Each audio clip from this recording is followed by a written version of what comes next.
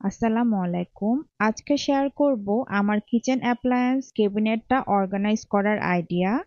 রান্নাঘরে ছোট বড় অনেক অ্যাপ্লায়েন্স থাকে যেগুলো ঠিকভাবে না রাখলে সবসময় এলোমেলো হয়ে যায়। যখন আমি কিচেনের ক্যাবিনেট বানিয়েছিলাম তখন আমি এই সেকশনটা পুরোপুরি বানিয়ে নিয়েছিলাম কিচেনের যে টুকটাক অ্যাপ্লায়েন্সগুলা থাকে ওগুলা গুছিয়ে রাখার জন্য।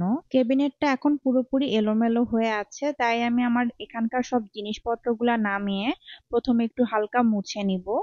ব্লেন্ডার জিনিসটা কিন্তু প্রতিদিনই লাগে, তাই একটা বড় বাস্কেটে ব্লেন্ডার মেশিন আর ব্লেন্ডার জগগুলা রেখে দিব।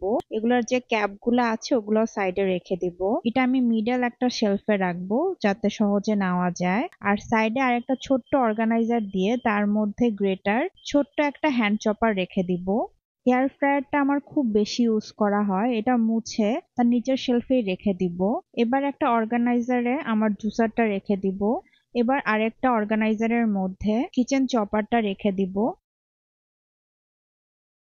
ছোট্ট একটা বাস্কেটে আমি বিটারটা রাখবো, তারপরে চপারের যে বাস্কেটটা রেখেছি তার পাশেই রেখে দিব। আন্টি না আসলে আমার সালাদ মেকারটা দরকার হয়, তাই এটা আমি সবার উপরের শেলফে রেখে দিব। ওকেশনালি ইউজ হয় এমন আরো কিছু জিনিস আমি একটা বাস্কেটে উপরে রেখে দিব।